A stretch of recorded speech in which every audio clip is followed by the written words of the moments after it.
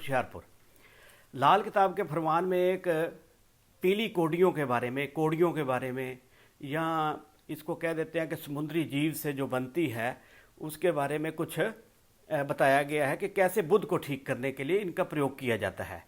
मगर कई लोग जो हैं इनको गले में भी धारण करते हैं, कहते हैं कि लक्ष्मी बहुत आ जाएगी आपके पास, पैसा बहुत आ जाएगा, या लक्ष्मी की पूजा भी कोड़ियों के साथ, इसको पंजाबी में कोडी कहते हैं, और कोड़ियों के बस साथ भी की जाती है।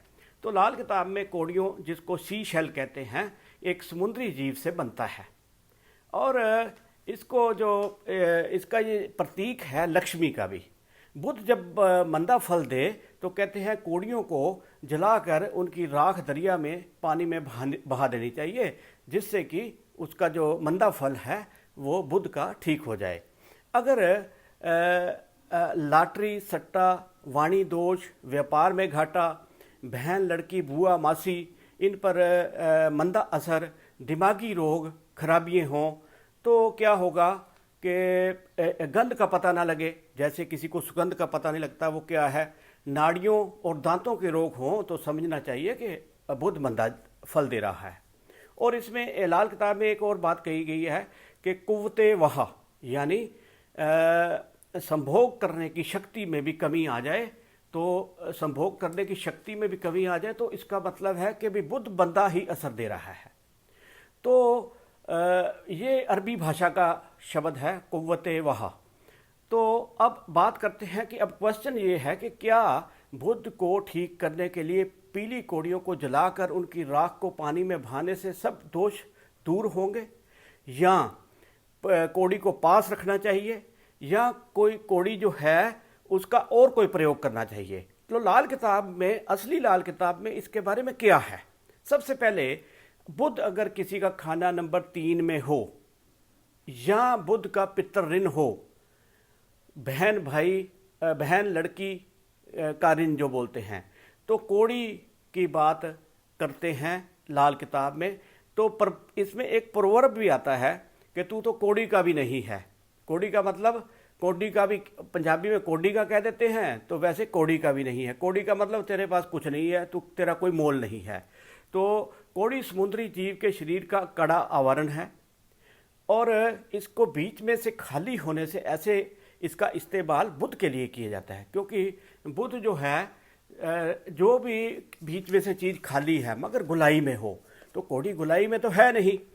तो पीली कोड़ी के बारे में ही क्यों कहा गया है, इसके बारे में बताया जाएगा।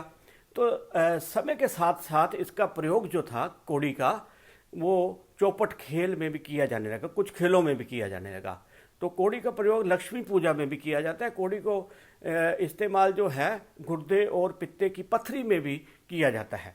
बुध खाना नंबर 3 में हो तो उसे थूकने वाला कोड़ी कहा गया है। कोड़ी का मतलब उसको कोडी से जोड़ा गया है या कोड़ी से जोड़ा गया है, यानी मंदा फल दे रहा है। बुध 3 में मंदा जब होता है तो वो बच्चा जो पैदा होता है तो कहते हैं चरण घर में रखते सभी कुछ न देरी, चले सब गए उम्र बाकी है तेरी। मगर जब मंगल खाना नंबर 1 में हो तो हर तरफ से उम्दा फल होगा बुध 3 का, दौलत कबीला उसका बढ़ेगा। बुध बैठे घर तीसरे, 9वें घर उजाड़ा, बुध अंधेरा करेगा, राख पड़े घर 11। देखिए, बुध अगर 3 में हो तो बुध अगर 3 में हो तो वो क्या करेगा, 9 को भी खराब करेगा, भाग्य स्थान को, और 11वां लाभ स्थान है इसको भी खराब करेगा अगर बुध 3 में हो।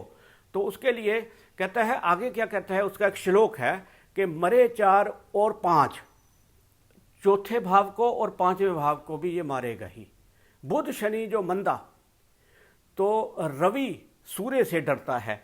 अगर बुध यहाँ मंदा हो तो सूर्य से भी डरता है। अगर सूर्य की इसको सहायता मिल रही हो या सूर्य इसके साथ हो तो मंगल नेक बन जाता है, इसलिए तब इससे डरने की जरूरत नहीं है अगर सूर्य का साथ हो जाए तो कहते हैं कि बोले खुद न बोलने देवे, उम्र की रक्षा करता है।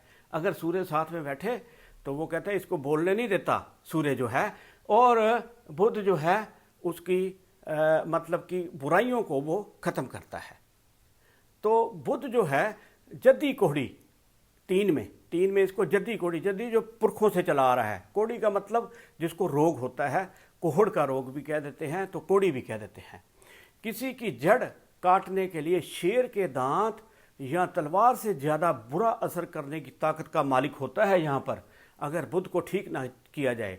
तो कहता है अंधेरे जंगल में मुसाफिर कुत्ते की तरह किस्मत के मैदान में वो खराबियाँ होंगी। जैसे कोई जंगल में भटक जाए और उसका हालात क्या होंगे, ऐसा बुध यहाँ पर उसको करता है। मुंह में 32 दांत अमूमन कायम हों तो बुध का असर खाना नंबर 9 में, खाना नंबर 4 में, खाना नंबर 3 पर तो होता ही है, 5 में और 11 में इसका मंदा असर नहीं होगा।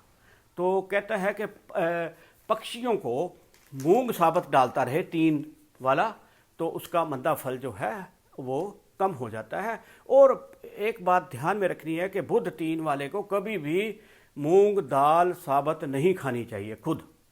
तो उससे क्या होगा कि बुध का मंदा असर बढ़ जाएगा मूंग साबत दाल खाने से।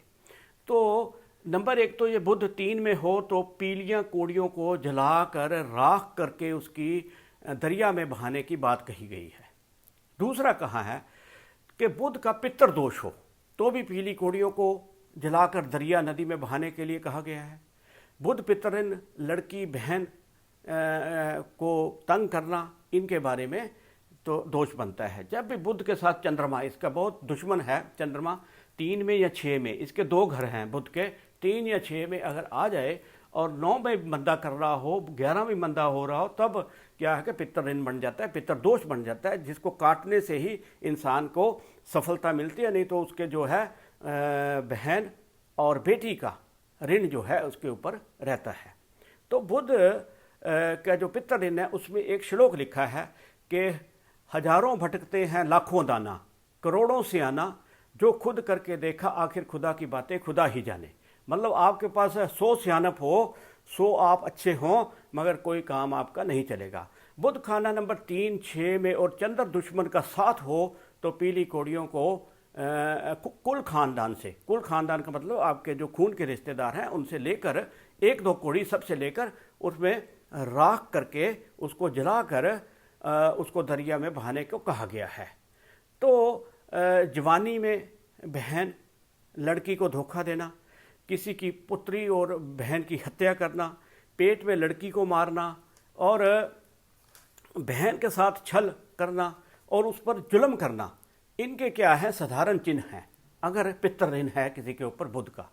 तो किसी मासूम कम उम्र की लड़की को गुमराह करना और बच्चों को बेचना, लड़की को बेचना, लड़की लड़के का तबादला करना।